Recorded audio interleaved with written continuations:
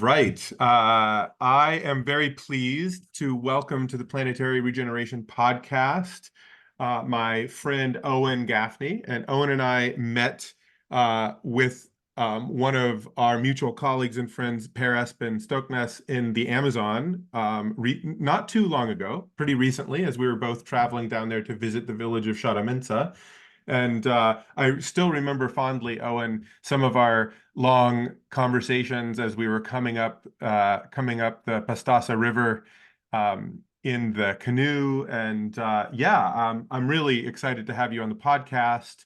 So just for the audience, some of the hats that Owen wears in the world are the Chief Impact Officer at the Nobel Prize Institute, the co-lead for Earth for All, and I'm sure we'll get into that a little bit, and the founder of the Exponential Roadmap Initiative. And so Owen has been an OG in the sustainability and regeneration fields for a long time, a thought leader, and it's been lovely to get to know you a little bit. And I'm really excited to bring our conversation to the audience. So where are you calling in from today, Owen?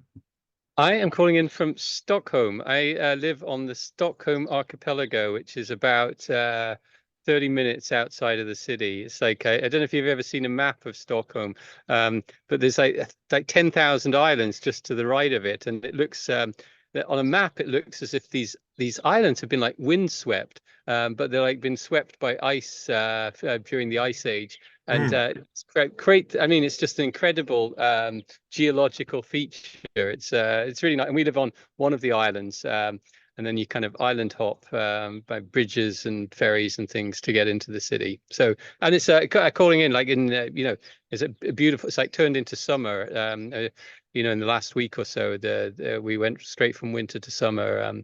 No spring this year, which might be El Nino related or something. Amazing. Yeah. So for those of you who are going to watch this on YouTube, you can see the beautiful backdrop. For those of you who are listening in on one of our podcast feeds, there's a beautiful evening there, Nordic evening there in Oslo. So can you hear the birds there, Greg? Yeah, can hear the birds chirping, singing the sundown. It's very lovely. Yeah, cool. Well, I'm super excited to dive in here. I was wondering if you might just start by giving, a little bit of an overview. Well, actually, why don't we keep it open-ended and just say, what is moving for you right now? And I'll ask two questions, but let's start with what's feeling really invigorating and exciting and giving you some hope right now that as you're involved in multiple different initiatives, and just sort of sensing this movement towards maybe a more just and sustainable future. What in that is giving you inspiration and hope right now? Yeah, it's a good question. And it's a great way to start, because sometimes it can be a little bit difficult in our world to think optimistically on the really super big picture on what gives me hope.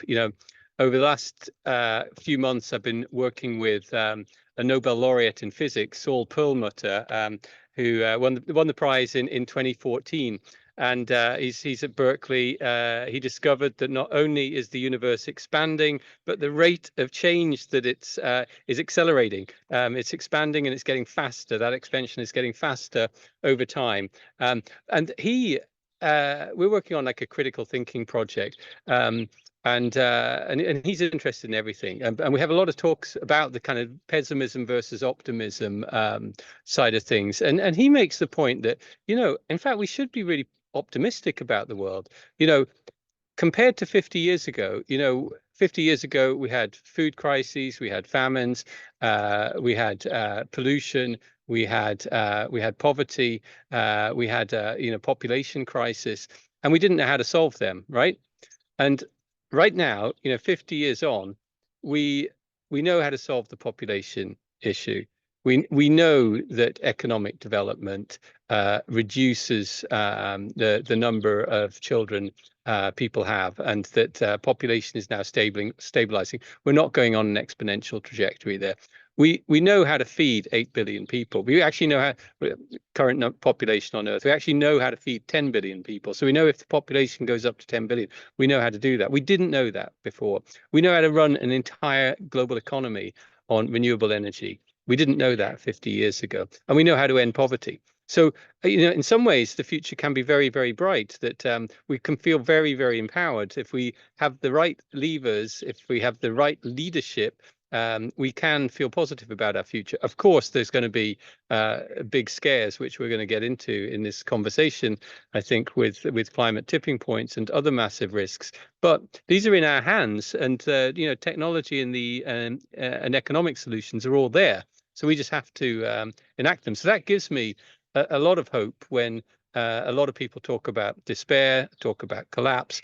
I think the future is created by optimists. So that alone should make us feel optimistic and be the optimists that drive that change. So on that, that's one thing, I guess, on the big picture, the optimism. On the kind of then bringing it down a little bit, I think the energy transition is happening very rapidly. It's happening faster than people predicted several years ago. The growth in solar, particularly solar and wind, is still going strong. We're still on course to have a potentially 50% of electricity coming from clean energy systems by 2030, 2031 or so. So and the transition to electric cars, the biggest selling car last year was a Tesla Y, an electric vehicle. I mean, that well, you hear all these stories about the slowdown, and it's not happening, and people are turning their backs on these new technologies, etc. Actually, we've seen massive progress over the last few years, and that's just going to keep on going, I think. So yeah, some not just oases. I think there's huge landscapes of hope we should be looking at. Yeah, fantastic. Well, now the flip side of that coin, what are some of the things that are driving urgency for you, that you're looking at and thinking, oh, here's something that is really important that we build capacity and capability to address really swiftly? Well, in the Amazon, we talked about this to some extent, but the risks of tipping points, the risk of the Amazon changing state on a huge scale is and generally, when you look at the other key tipping points in the Earth system, the Atlantic meridional overturning circulation. I traveled across the Atlantic on a research ship from Africa to the US back in 2004 to put in. It was the year after the first array of instruments had been put into the Atlantic all the way across. And we were then collecting the data from those instruments, and that we're clearly seeing a sign now of a major slowdown there, and there's a huge risk that could collapse. The Atlantic circulation is just connected to everything else. It's connected to what happens in the Amazon. Its current state ensures that the Amazon gets the rainwater it needs to thrive. Its current state supports warmth here in Scandinavia and Europe. Its current state keeps the Antarctica, the ice sheet there, stable, and we can see massive changes in all those systems. And there's a huge risk there. And we're seeing risks with Greenland. We're seeing risks with Arctic sea ice. We're seeing risks with the permafrost, and of course the coral reefs.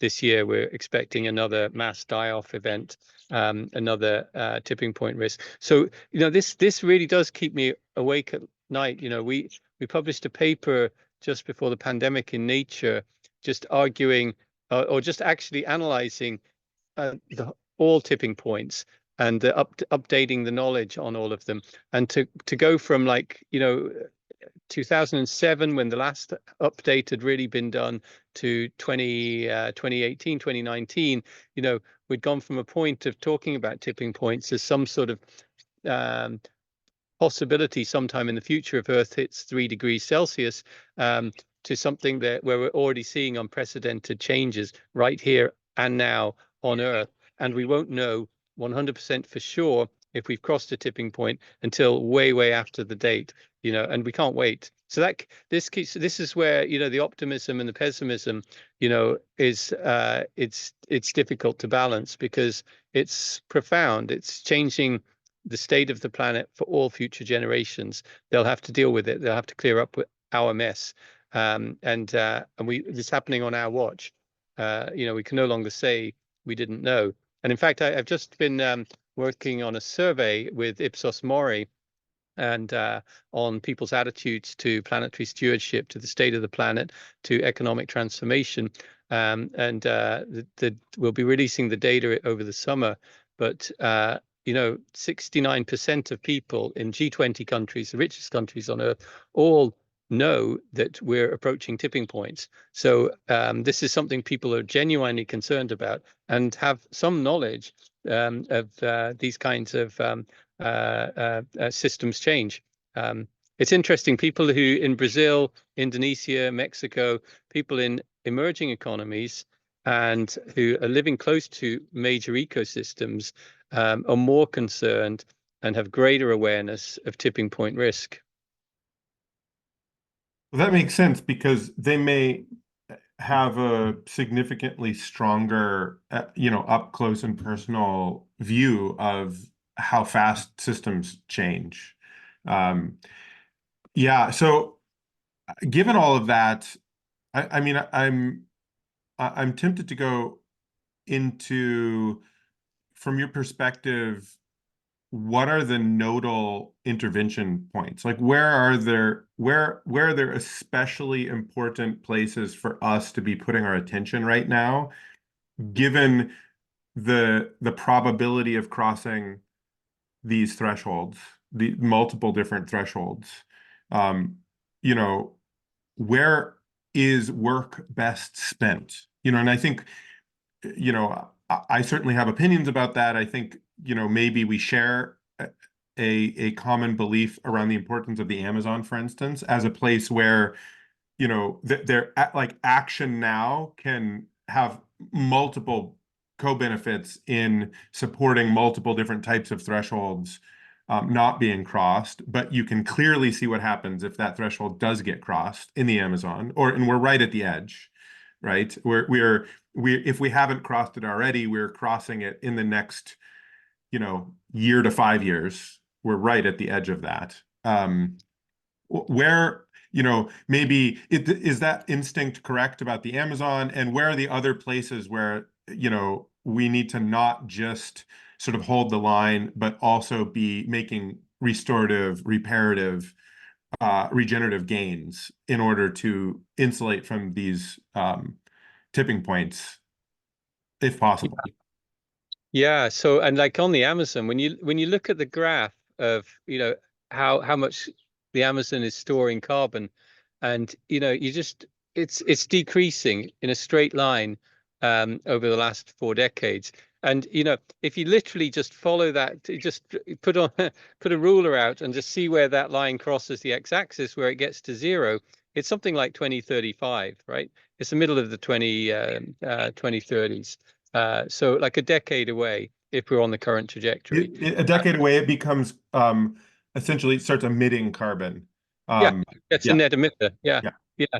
So that would be one way to look at a tipping point. There's many ways to look at tipping points. And can we pause on that for just a moment to just explore that? So my understanding of what that means is that the carbon cycle, plant respiration, essentially at that stage, temperature combined with moisture starts to shift the ecosystem so that more trees and more of the forest is dying and decaying at a rate that is faster than its regrowth, in addition to burning and land use change. That it's not even just the land use change driving that becoming a net emitter. It's actually the change in climate that changes the conditions for forest growth that makes those forests sort of a dying forest that is no longer a net gainer, but is a net is respiring carbon back into the atmosphere. Is that an accurate sort of. Yeah, that's absolutely. That's really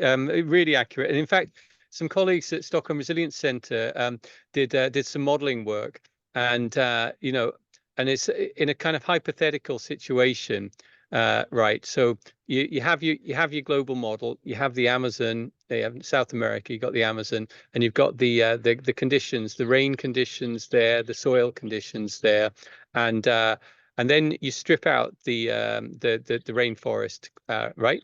And then in your model, you grow back the rainforest.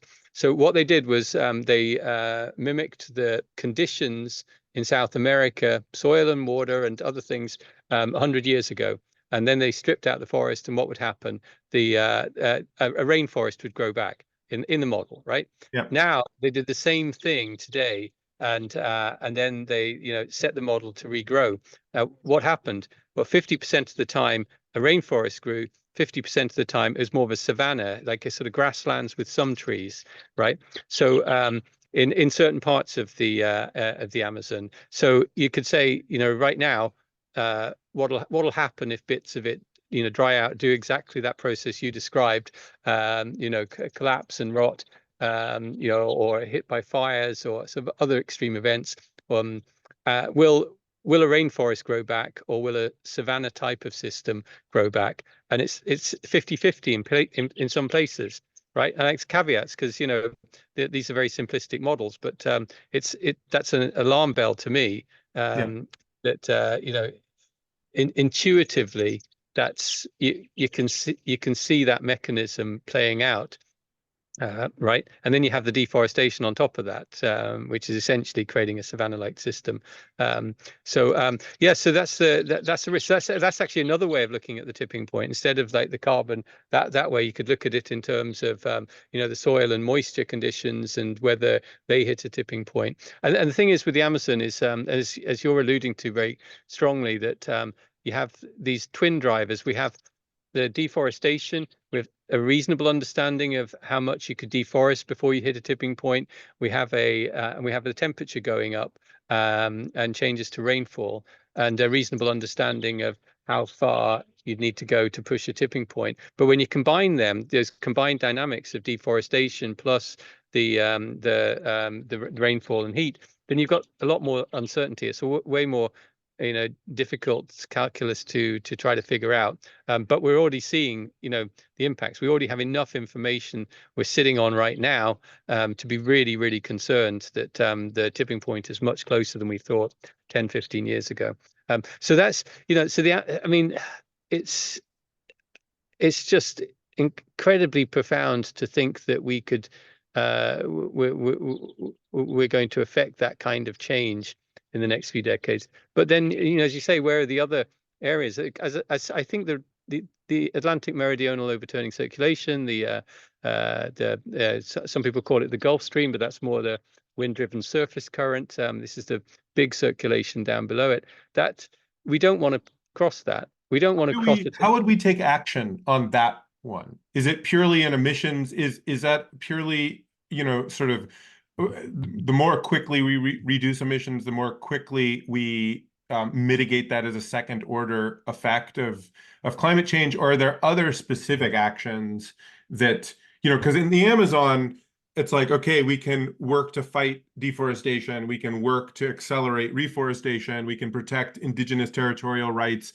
There's sort of like a checklist of things that feel like they're concrete, specific, and actionable, that if we don't take those actions, it's really our own fault. But these more sort of complex second order challenges, like the circulatory system of the ocean, to what degree do we have policy, market, or personal individual actions that can directly affect those sort of second order tipping points? Yeah, I mean, but it's the same. With all of this, it's pretty simple. There's two things. We've got to keep fossil fuels in the ground, number one, and we have to change how we use land, like number two. That's the two basic things which will we need to get if we really feel we want to be in this for the long term as a civilization.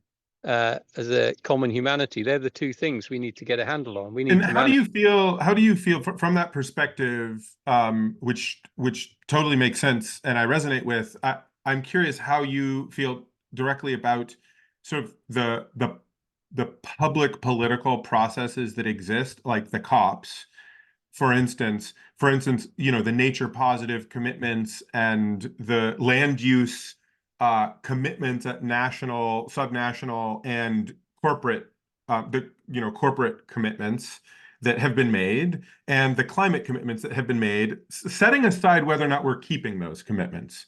But are the science-based frameworks behind those commitments robust enough? Are they hitting, are they, from a policy perspective, the right tool if we can manage to coordinate around them? Or are they not aggressive enough, given your understanding of where we are with the tipping points? Oh, well, I guess nothing is aggressive enough. Everything needs to be accelerated.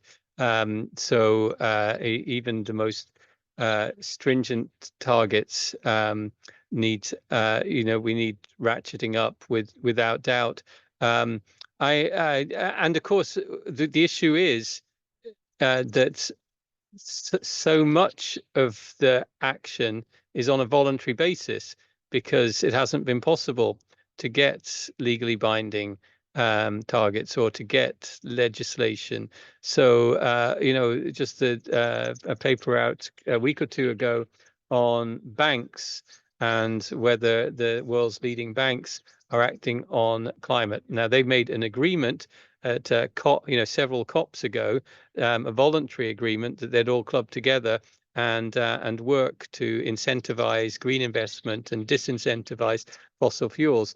The findings of the report said there's no real evidence that any bank in this network has done anything any better or worse than any other bank outside of this network. And I think we see this with the business community, with finance, with other sectors. It's voluntary targets are not good enough. And generally with the COPs, we've moved from a international governance system over the last few decades, from a rules-based system where if a country or if someone transgressed, a multinational corporation transgressed, there were consequences. And now we've got a goals-based system. It's like where there's no consequences if people transgress. And if you find the Paris Agreement is too tough, you just drop out. Nobody's going to do anything. So it's basically our system at the moment is based on embarrassment. How embarrassed will a country be to leave these agreements, or how embarrassed will a multinational corporation be to fail on its commitments? And that's probably not a good way to, in the long run, to run a planet. Well, and maybe to get really pessimistic, I'm curious your take on, given the current geopolitical reality and the challenges to, in quotes, the rules-based order, or the sort of, liberal post-World War II status quo of how nations, at least, were supposed to be conducting themselves, setting aside that maybe many nations didn't conduct themselves according to those norms, but the supposed sort of approach to international governance. And here we are it feels like in a very different world, post Ukraine, things that are happening in Israel, Palestine, Gaza, broader Middle East, tensions. It just feels like there's things happening all over that make it that much harder to coordinate at an international level between nation states and transnational corporations. Does that make you feel pessimistic? And, within that pessimism, what are practical ways that we could continue to kind of block and tackle against the sorts of actions, goals, and accountability frameworks we need to coordinate around these things? Yeah, well, of course, I'm really pessimistic about things. It seems like after that in 2015, when we had the Paris Agreement and the Sustainable Development Goals, we had like a year of real optimism that we're seeing this huge shift in the world. And now, 10 years later, we can just see that we were really fooling ourselves. We had no idea what was just around the corner, I think, and it's still I think this is a knock-on effect of the global financial crisis in 2007, 2008, 2009. That a sort of decade of economic insecurity has led to a fracturing, increasing polarization, a move to authoritarian leadership, a move to populist leaders, and which are wrecking climate targets, or at least deeply threatening progress on climate targets. Ultimately, there isn't, and this is 4 decades of neoliberalism. There's very little trust left in governments to handle things, to produce policies that will benefit the majority of people. And again, in this survey I mentioned earlier, we asked specifically about this. Do you trust your government to work for the greatest benefit of the majority and to work in the interests of the long term? And in both of those questions, there's very little trust. Even in places like Scandinavia, there's more trust. Might not be too surprising, but really everywhere there's a lack of trust. And I think that's one of the biggest problems. I think governments need to do a lot more work to build up trust among the populations, to show that that they can be trusted, that that they're working for the majority. And again, I think what happened, after the Second World War and the New Deal, with new contract between business, society, and governments, that led to several decades of prosperity and very rapid development, and it was and trust in government to deliver generation after generation. And that was driven by a big redistribution of wealth. And I think right now is a time for that redistribution. I think, and this is where there is a little bit of optimism.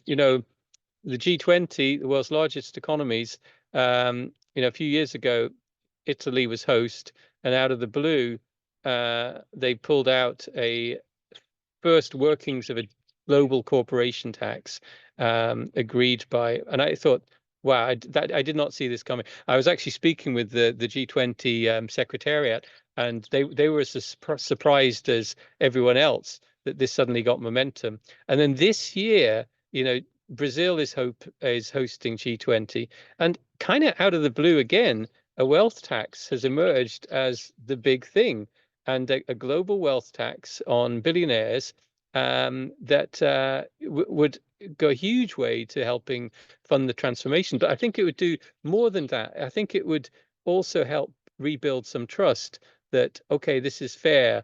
The richest are also going to have to make some sacrifices for this transition, this transformation. And I think that would go a long way to start reestablishing the trust that we need. Yeah, yeah, very interesting. Well, so I'm also thinking about trust in institutions, and we had some really interesting. I remember having some interesting conversations about this topic. I think I'd be very interested in, one of the things that seems like it's fragile is, in addition to the distrust in institutions, we're seeing a lot of like distrust in just science-based thinking, in scientists. You see this across the board, in different ways. And I think some of that is political, right? And it's driven by, special interests, but also, so anyway, I'm interested to hear your thoughts as a science communicator, as someone who's very engaged in helping build literacy and capacity to use the best evidence that we have, whether it's models, or other forms of kind of reporting and intelligence. How, where have we been getting it wrong? And, I'm curious, I'm thinking of like Club of Rome, for instance, was an early voice sort of flagging and bringing awareness to thresholds, to a variety of different thresholds. And in some cases, I think the perception is at least that they got things wrong. Like you started out with the what are we optimistic about? And some of the things like, hey, population, like the models around population, for instance, turned out to not incorporate information about behavior, such as choosing to have kids, that evolved along this axis of economic development. And so those original models didn't incorporate that, and now we know something different. So I'm just curious to hear you dissect a little bit, maybe starting with, first this idea of, what have we gotten wrong in the past, both about how we communicate and how we ran science and studies. So both like, how did we do the science, and then how did we communicate it? And then also, what can we learn about that in order to, I guess, sort of like fortify science as a core process instead of kind of, like I'm struggling to be really precise about what I'm thinking here, but taking a step back, maybe to reveal some of my thinking about this, my sense is science oftentimes turns into a force for like, this is true with a capital T, or this is true with a capital T, and it gets politicized, instead of science being an organ of collective sense making that is going to be directionally correct, but in any given moment imprecise, if that makes sense. And so there's some way in which we're not in like institutions are almost like weaponizing science, and then people start to distrust it. And part of it is because scientists are at any given moment are going to be wrong, because that's how science works. You make a theory, and then that theory needs to be updated over time through empirical observation, and then you get a new theory out of it after you sort of beat it up enough. And so there's something about that process that feels to me like we haven't incorporated into our institutional framework, into how we think and talk about things, that feels like it's just disjointed at the moment. So, first question, what have we gotten wrong over, and how do we know that we were wrong about it? And then second question, what does that tell us about how to more deeply and with higher integrity integrate science as a process into our institutions and coordination mechanisms? Yeah. Okay. So, I mean, yeah, what do we get wrong? I guess, I think it's useful to look at the COVID as an example where science is just happening in real time, and and you say the revolution will not be televised. I mean, or something. It's like the opposite of that. It's like in real time, you're just watching the whole thing play out. You're watching scientists try to work out what's going on, trying to establish how the disease, how this virus is being spread. Is it a virus? What's going to reduce the spread? And you're also watching then how policymakers are interpreting that, how the media is interpreting that, and then how the scientists update their knowledge, and then how that gets played out in the media. Oh, they don't know what they're talking about. Oh, it's they're contradicting themselves, etc. And you can see that, and you can see then how's this playing out in society. It's like in some places, and with some community demographics, some communities, it's like, okay, well, whatever the scientists are telling us or whatever the government is telling us, we'll follow. And others are going, no, we're like literally everything, like, wear a mask.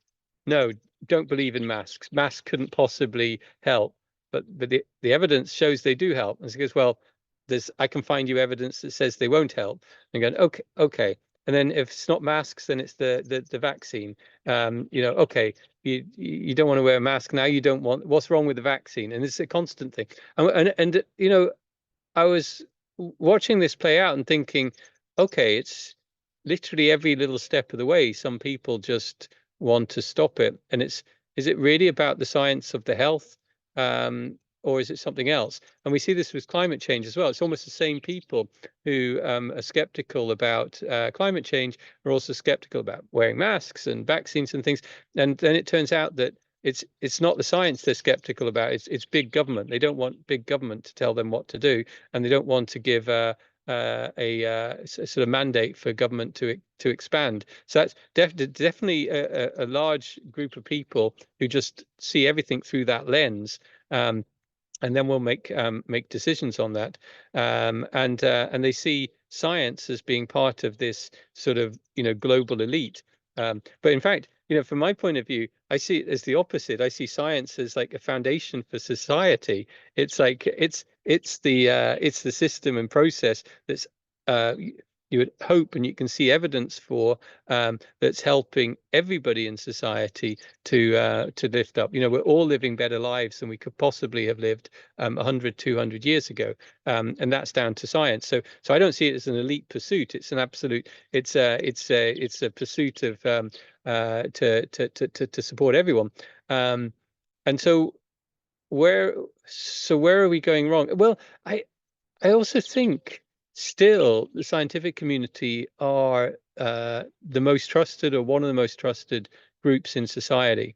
So while there is skepticism, while there is distrust in places, still scientists are way more trusted than journalists, and journalists are way more trusted than politicians. So which and it's politicians telling people what to do. So I guess there's that connection there.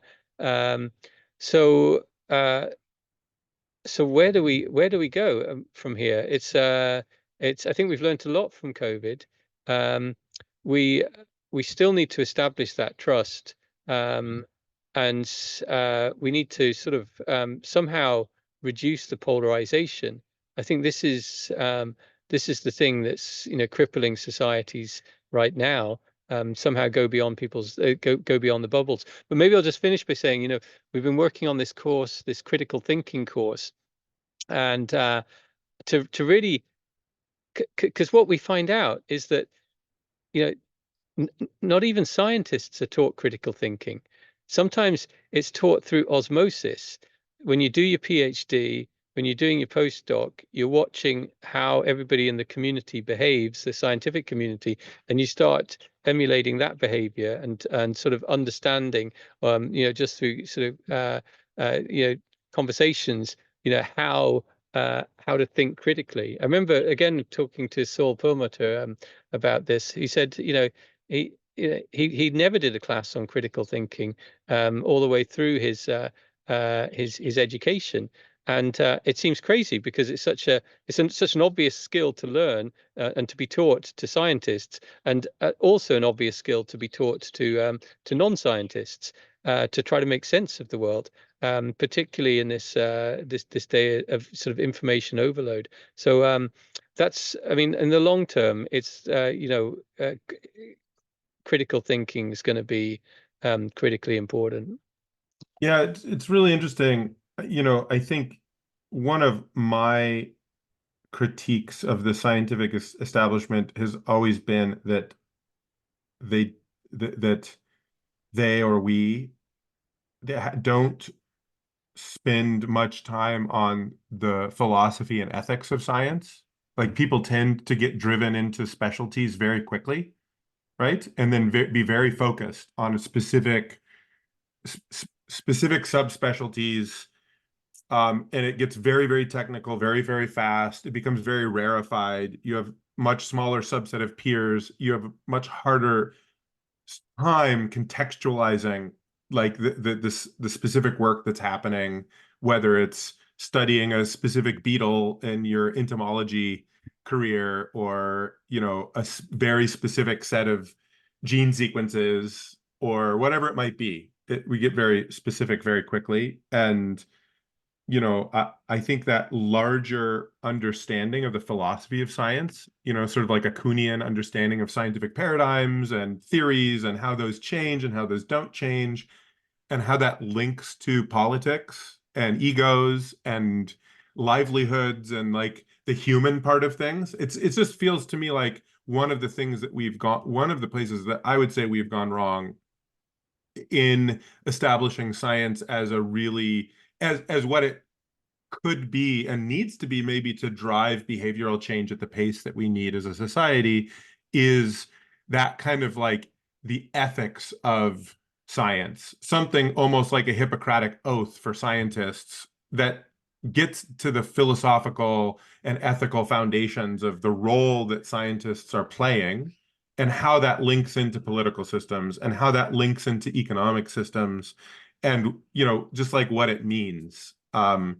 Because I know that I remember growing up, there's been these sort of like, I've just witnessed these arcs of the battles for meaning making in science. I remember when margarine was good, right? And that that for instance, et cetera, et cetera. And there's many different moments, right, where clearly science and scientists were it was political and it was economic at the end of the day. And if you dug down a little ways, you saw that there were economic interests that were behind these research, this research and that data and this taking place. And I think I see that with some amount of sympathy, I guess, as an elder millennial, and having gone through a couple cycles of that just in my lifetime, I have some degree of sympathy for people who are deeply skeptical of a variety of different things. I tend to, it's interesting. It's like, but I also feel like it's very hard to calibrate my own skepticism with, it's like the level of, because of the, I guess, precision and specialization in any given field of science that's needed to truly understand what's happening there and kind of parse the bullshit from reality. It becomes kind of an overwhelming task as an individual or a policymaker to know where the interests are that might be distorting the statistics on something or might be changing something. So it kind of all boils down to a trust game. And as you were mentioning, there's a whole movement that is many, is perhaps as old as Western civilization. I don't know, right? Which questions centralized authority and big government processes, and it's a cultural movement more than anything else. And it feels like I sort of wish that we could, as you're mentioning, depoliticize science so that it really is just a sensory process that could get used, like, hey, we could use good science if we want to reduce the government's role in coordination and find other systems that coordinate for societal health that are non-governmental. Great, as long as we're achieving the coordination and we have good evidence to back it. Oh, we want to use science to use the government to coordinate because that's what we think is the best way to go. It feels to me like there's actually a deeper level, like as you're mentioning, like science has the potential to play at a much deeper level, but it's getting caught in this like generations old fight.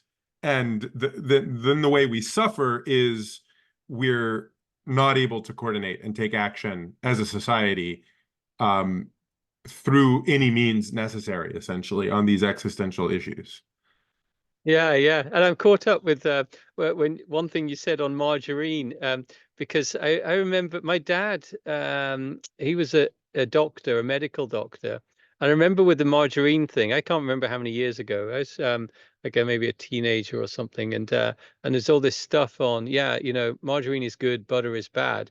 And my dad just saying one day, and he's an incredibly sort of quiet, modest man, a few words. He says, you know, I don't really accept that. I don't think.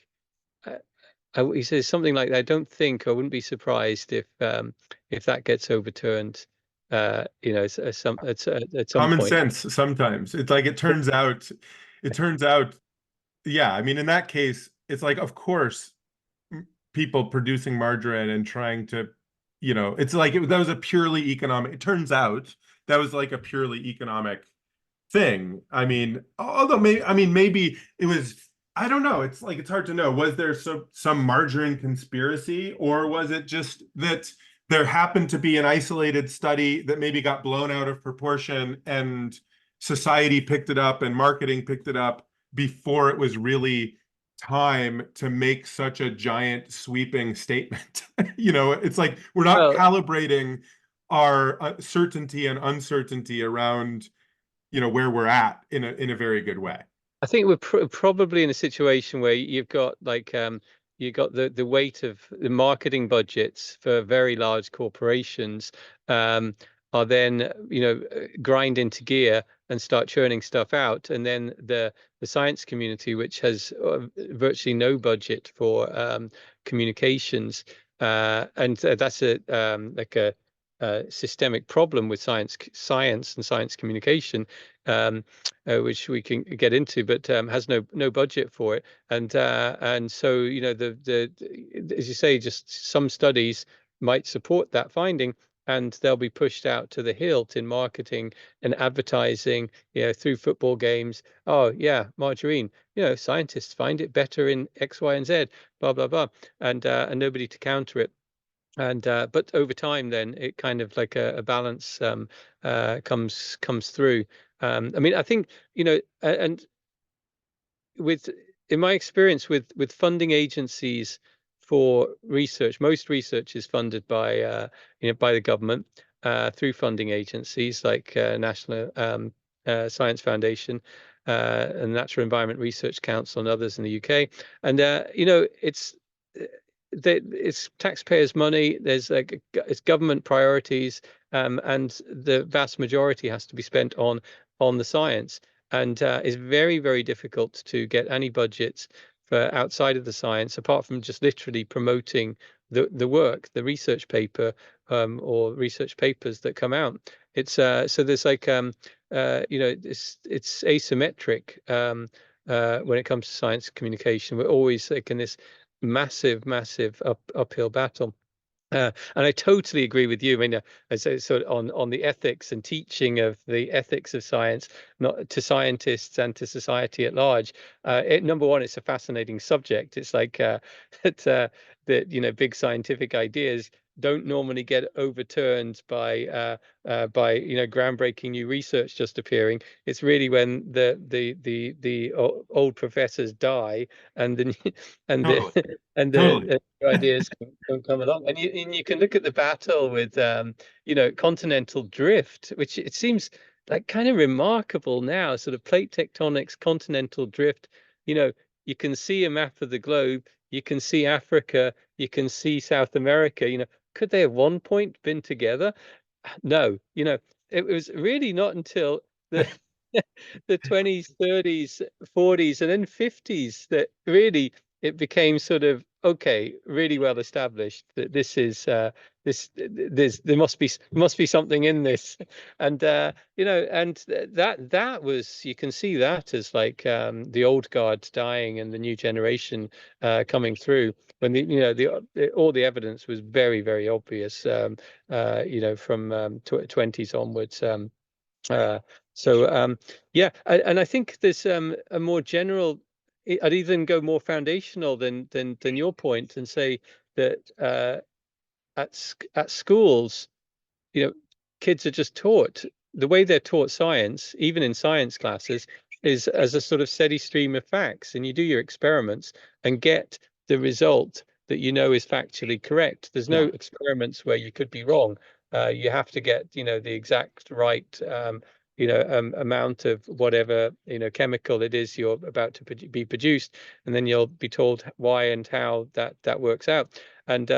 And so the idea of experiments or experimental work and iterations and dismissing old work, the whole process And even the process of academic papers and how then that build up of knowledge through the peer review process, etc. Nobody's really taught, and if you're not taught it, like, then you're looking at, how are you meant to pass information when you see stuff flying around online, and then and I personally think there's an access issue as well, that the most powerful, the body of knowledge, the most reliable body of knowledge we have ever created on Earth is not accessible to the vast majority of people, even though it's funded by taxpayers by and large. And it kind of worries me that the large language models are sucking up every last data point on Earth, from Reddit and Twitter feeds, etc., in their trillions, except for the most useful, most reliable body of knowledge on Earth, which they don't have access to. So this is. I thought they did have access to those academic papers. I don't believe they do. And I've been speaking to several people with in tech companies building large language models who say they don't, but they're working on it. It might be they have access to the abstracts, but not the papers, by and Which large. is totally crazy. And how can that possibly be? How can it possibly be that we're paying for that research and it's paywalled and you need credentials to access it? I mean, that just seems, if that's one of those things, it's like, of course there's going to be distrust of, the institution of science making claims about some important public policy issue, if that's true. I mean, it's just like, that just seems like such an easy win to change that. Seems like a no-brainer.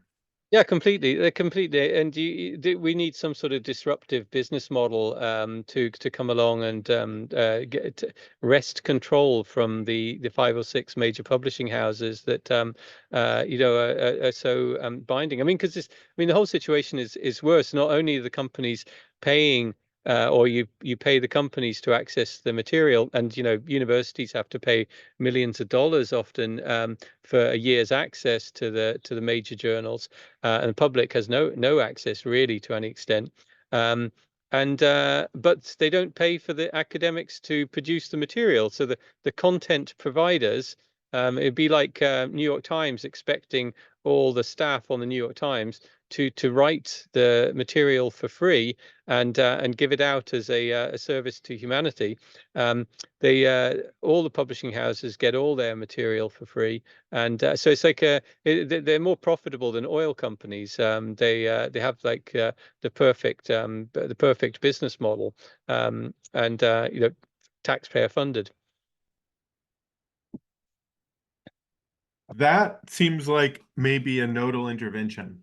That to me seems like that could be something to change that would have a large energy and productivity and confidence building effects. In a world in which it's like hard to know what things to focus energy on, that seems like if there's somebody listening to this who's looking for a disruptive, highly useful way to spend a little bit of time shifting the business model and making academic journals open access and having a different business model would be great. I have heard of a couple of different, funding and business model innovations around that, where you sort of shift so that as people are accessing it, you have a business model where you charge people essentially directly to access up to a threshold. So you say it cost us this much to maintain the publishing infrastructure and to do the research. It costs us this much, right? And so we need to make that much back. And then once you cross that threshold, everything becomes open. So you have sort of like a tiered business model where it's like recuperate the expenses for the knowledge production and maintenance essentially. And then once you're past that threshold, it goes into essentially just goes into the public domain as soon as that happens. Yeah, but here's the thing. I mean, the knowledge production isn't the publishers don't pay for that. That's paid. No, I totally get that. And in fact, we've paid for it as a public. So in those cases, in any case that the science is public, it should just be, you know. Yeah, yeah, and in yeah, and in the model where the authors pay for open access, then it's the publishing houses are getting money twice for things because they're still selling subscriptions, and they're because everyone needs the whole body of work, and then they're getting money as well then for sort of individual papers, which an individual paper has little value to people. It's the networked knowledge that's the really valuable thing to humanity, right? But so that there are, I mean, I think number one, I think with the AI revolution, there is a moment to do something very disruptive with the academic community. But as I said, if you're Berkeley or Oxford or Yale, you're paying millions of dollars every year on subscriptions. Here's an idea. There's a business model called the flip. So no, so you get into negotiations with the publishers and said, okay, instead of paying, because the vast majority of their money comes from subscriptions. To buy an individual paper at the moment, it could be $30 or $40. Very few people are paying that. It's the university subscriptions. The universities could gang up on the publishing houses and say, okay, you make it completely open. And then we'll still pay you the $1 million, but we're paying for our scientists to submit to you, right? So you're just flipping the business model. The publishing houses would get exactly the same revenue, but the actual material would be open access. So that's one option. The other is, these universities are sitting on endowments worth billions and billions of dollars looking for investments. The academic publishing system is the most profitable system on earth. If the universities could form a consortium and literally buy the 5 or 6, it's a nodal point. The most research is coming out of 5 or 6 publishing houses. It's Elsevier, it's it's Wiley, it's Springer, Springer Nature and Co. And to literally buy the publishing houses and flip them. Well, it seems like maybe maybe divestment from arms and investment into knowledge. Very good. Yeah, could be a there could be a moment right yeah, now. absolutely. Yeah. Yep.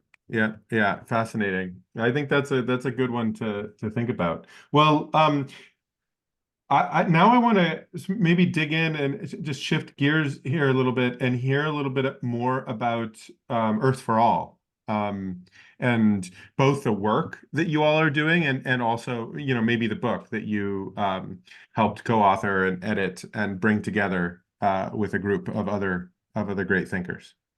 Yeah, great. Yeah, so I mean, and the book starting point for the book again, this goes back to our earlier point in our conversation was limits to growth 50 years ago. Yeah.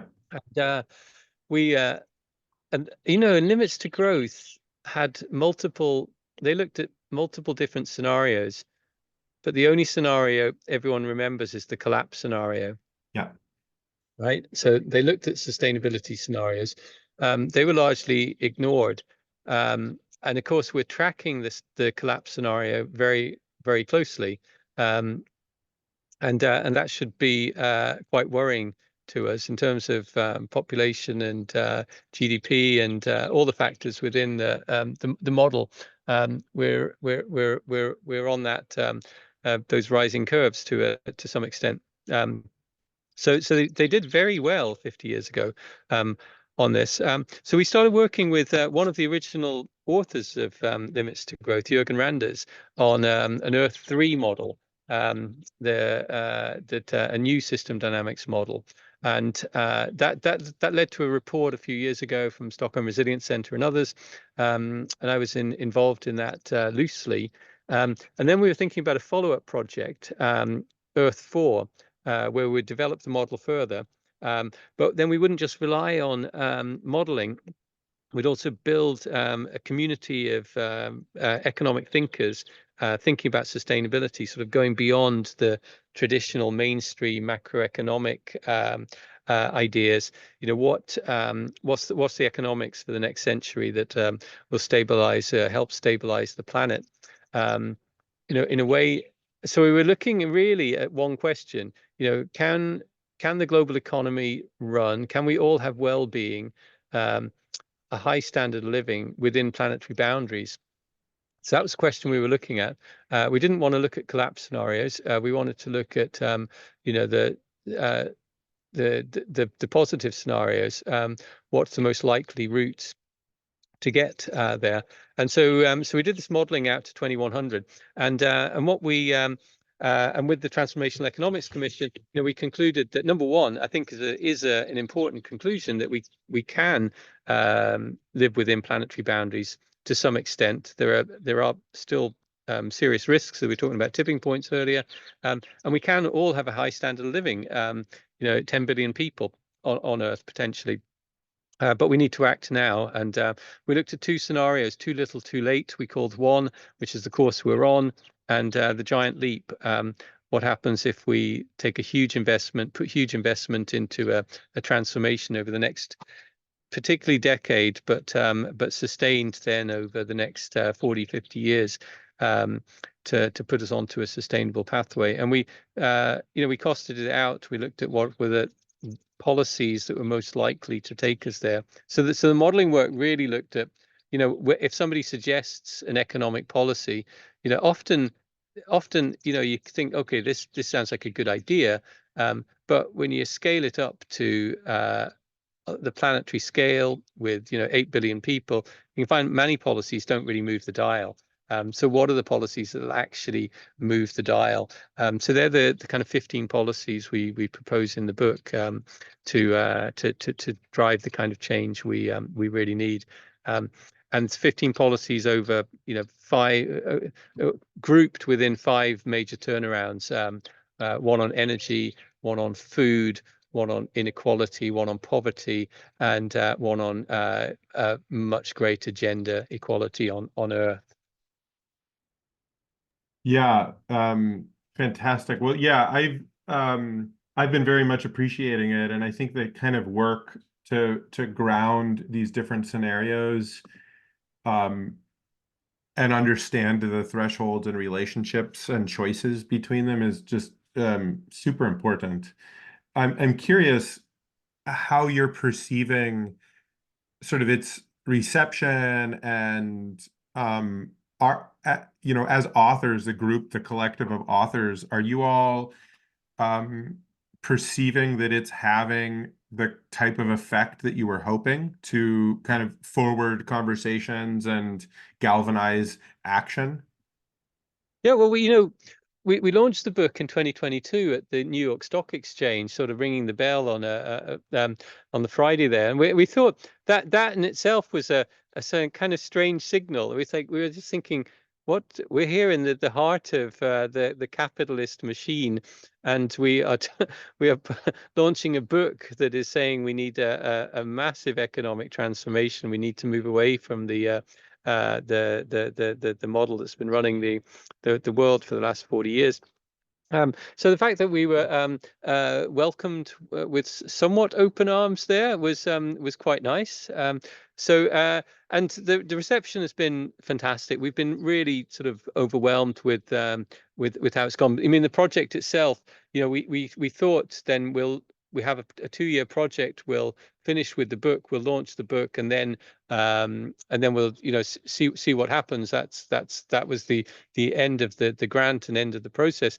But in fact, then we've had a lot more funding coming in, and we've been able to expand the team, and we're working on so it's growing rapidly. We've been asked to regionalize the models, so we can look in more detail and granularity at what could happen in Africa, what could happen in Asia, what could happen in particularly China and India.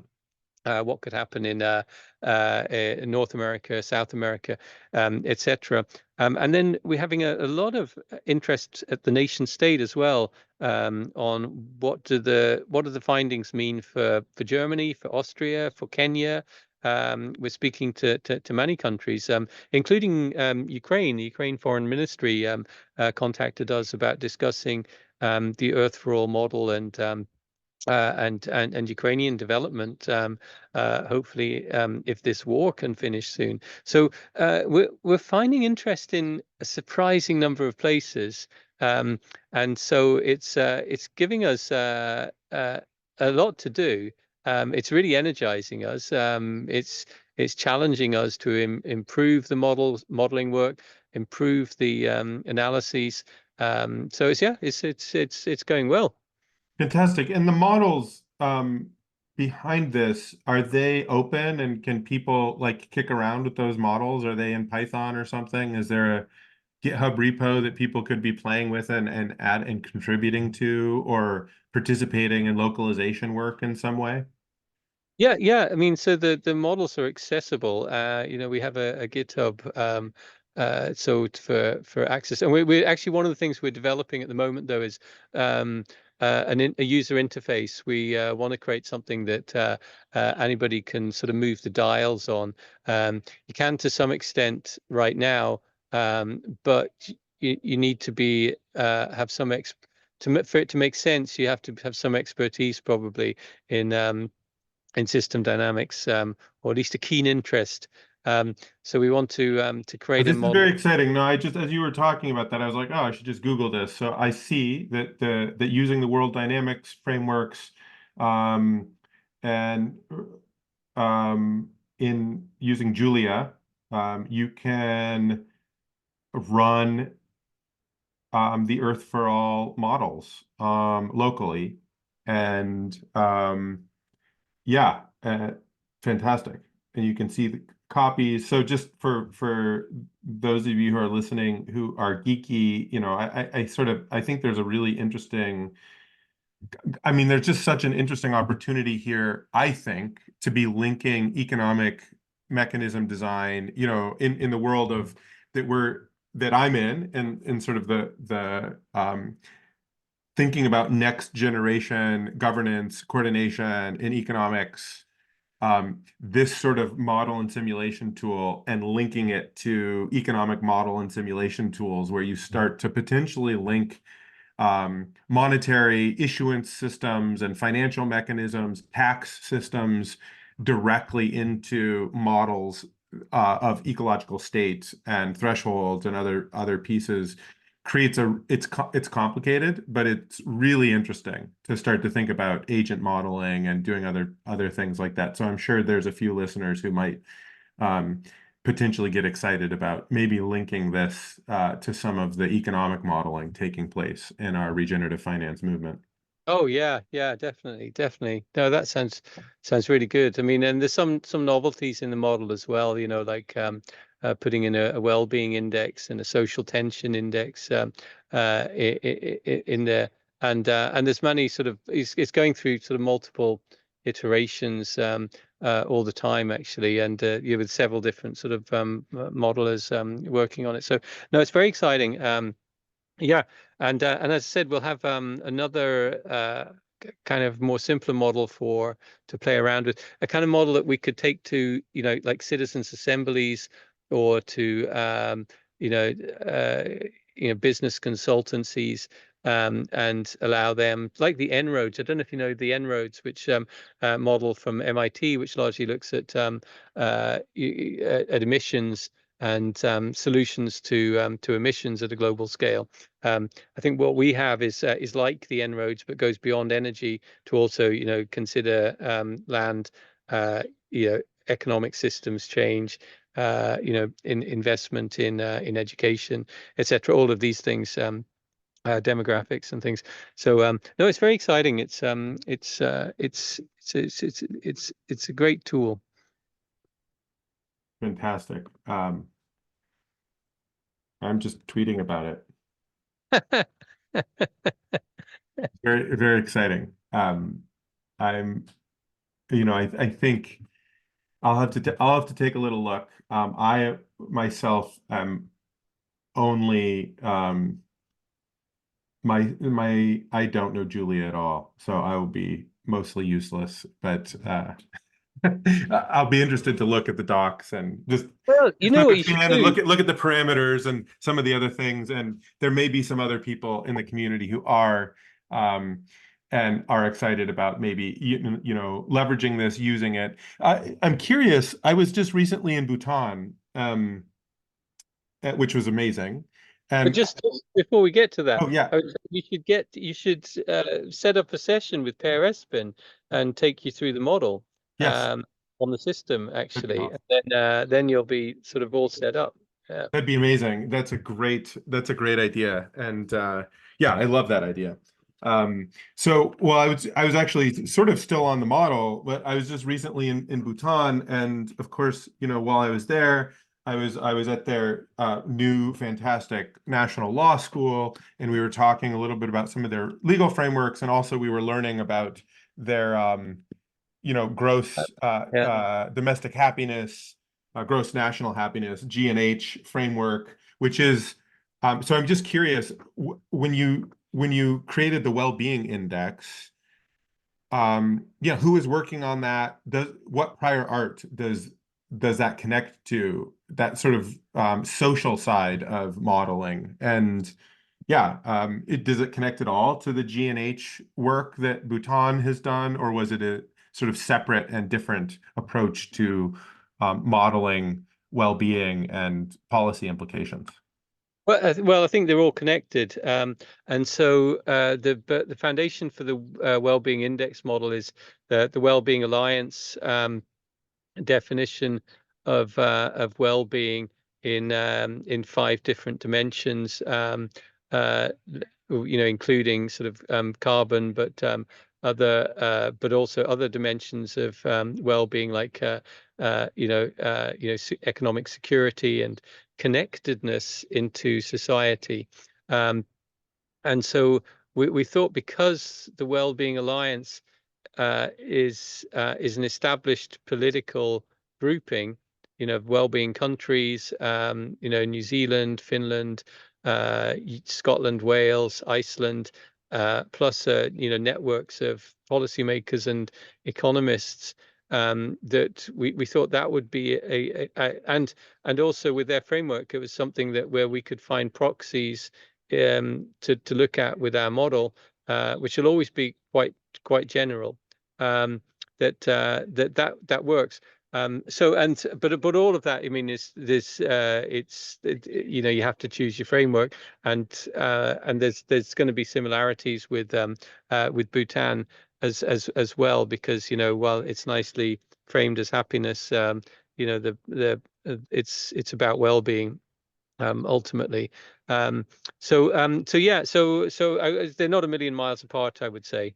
I do think with the Wellbeing Index, though, and its converse, the sort of social tension index, that these are quite experimental. That we need to do a lot more work on them to really ensure they're robust. But it's quite an interesting thought experiment. Yeah, and so this is the Wellbeing Economy Alliance. Is it out of Santa Monica, or is it different? Different. Not out of Santa Monica. I will. It's yeah,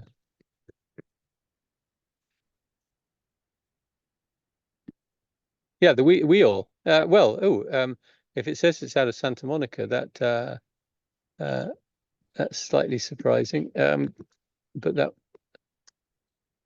I guess, is it like weall.org? We are. It is weall.org. Yeah. Yeah. Yep. Cool. Okay, great. Yeah, it's different. It's different. It's a resource. Yeah, sorry. For some reason there's a case study, I guess, out of Santa Monica that for some reason Google brought me to, right? Cool. Well, hopefully listeners are following along, just like sort of some of the pieces here. And maybe we'll do a follow-up with It's a UK charity, actually. Yeah.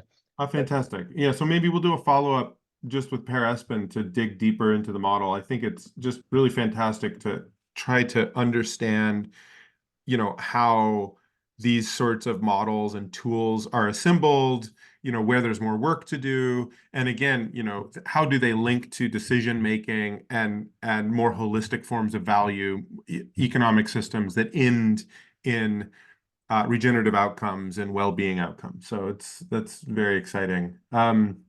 Well, we're coming up to the top of our time together. I'm curious if there's anything that you feel like is sort of been left unsaid, or any particular things that you want to make sure to share with listeners, tools, opportunities, things that you're finding particularly exciting, resources, that sort of thing. Well, I mean, there's so much we haven't covered. Not least, we haven't gone into so much detail on the sort of regenerative work and carbon markets, biodiversity markets, and stewardship more generally, which I'm super into. I mean, this is such a hot topic right now, as again, if we go back to trust, where in recent years, sort of increasingly as a sort of drip feed of it's challenges with carbon markets, Yeah.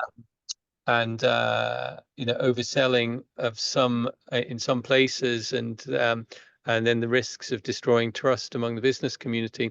At the very moment, we really need carbon markets to have large scale trust in them, and for them to be scaling up to trillions of dollars. So it's more of a question to you, actually, on how we, and then not only do we need to scale them up, we actually need to expand them to include biodiversity and cultural stewardship, as we were doing with with the Ashawa communities in Ecuador, which I think is incredibly exciting work, coming at a time where we have to, all light is on these kind of projects, and we have to navigate them very carefully. We have to get them right, or at least be open that we're iterating here, and we're doing our best, and we're trying to get it right, but we might make some mistakes, and we've got to keep moving and moving. And that's, I think that's such a difficult communication. Yeah. Because if you give, because I think it's the groups who've been too robust, saying this is the gold standard, then you're just open to that the money will go there because everybody wants the gold standard, but then you find out you can't be that robust. But it's the people who are communicating the most robust will bring the income. The income will start flowing. I find it's like it's a really difficult balance, right? Yeah, it's very difficult, and it's not so dissimilar, I think, as a problem from the larger theme of sort of trust in science and how we structure institutions, because obviously these markets require science. They require us to have an understanding of what is essentially an odorless, invisible gas, and that requires an apparatus of collective observation, and the governance of that process and the calibration of that process becomes political and economic. It crosses with from just what's the best possible evidence we have, and what does that mean, and how do we update it, but we start to get into this reality distortion field. right? And the either trust, over trust and overconfidence, or lack of trust and lack of confidence. And I think from my perspective, it's not at all dissimilar from the first part of our conversation. Like, what are the pillars of that we need in order to both be focusing our energy and money and financial mechanisms in the right places, in the right holistic way, and what do we need to structure the market and the institutions that generate trust in the market in such a way as to be incentivized to be getting progressively better calibrated and progressively more intelligent, and to make the market instruments progressively better, right? Instead of, as you're saying, and it's kind of the same problem where, the paradigm, scientific paradigms only shift when, professors die. It's not so dissimilar, I think, that are, maybe the institutions only evolve in order to have the like a better approach when the institution dies. It seems like, I've continued to hope that that's not true, because obviously that sets us back significantly. But the paradigm of holistic stewardship crediting, the paradigm of attunement of market forces to real ecological value, those paradigms, to really accomplish all those things, I do think it is a phase shift. It's a totally different paradigm than carbon markets 1.0, unfortunately. And it doesn't look to me like the institutions that gave birth to carbon markets 1.0 are like willing or able to take the pretty radical reformation steps that they need to be generating the kind of confidence that the market needs to flow the trillions of dollars that the world needs. It's sort of a chain reaction there. So, I'm pretty optimistic that we can demonstrate that all working in a clear, holistic, transparent way, right? But, can we bring enough attention to it in the right time frame, and can we avoid the pitfalls of sort of reality distortion that comes with massive market Yeah. inputs? That's a big, there's a lot of ifs there. I'm confident and I'm excited, but also it's no small task. No, but you know what? It's really what I'm really pleased. I think because there's like this conversation, it has trust. That's the main theme going through this conversation. And your questions, several questions about sort of what are the nodes we need to be working on, and maybe that's just one of the key nodes. And it's and Eleanor Ostrom, her work on the commons, you know the foundation for all her principles for managing common resources, all the principles are just in one direction: to get trust in the community. 100%. Trust, yeah. So we can measure this right now, how in all these areas where there's bits of trust, more trust, or no trust, or lack of trust, in all the kind of areas that we need to be working on. So maybe the key thing that the key node is on trust, building trust. If we can kind of nail that, as which takes time, then we'll start making a lot more progress on these things. And that trust comes from not being overly confident. It's about honesty and openness. I think that's 100%. I mean, I couldn't agree more. That's when I sit down and think about, what's the key node and what are the conditions that are necessary to achieve the kind of coordination at this time scale that we need. It's trust, and it's trust as a process, and not trust as like, an institution or a noun. I mean, it needs to show up in institutions and it needs to show up in market instruments, but it's really getting down to the base level of how do we start to create now. And I think Eleanor Ostrom is 100% the Nobel laureate of the moment.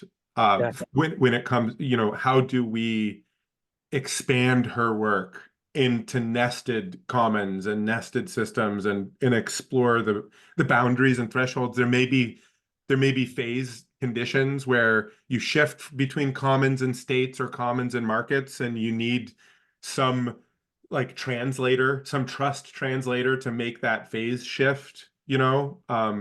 Anyway, I think it's a fascinating and right on. It's right on the money. It's a great place to end, I think, because it's really just the next beginning of all Yeah. of the work. Yeah, it's lovely. Yeah. No, good. So thanks. Great to talk to you, Greg. I really enjoyed it. And Yeah, likewise, Owen. This has been really lovely.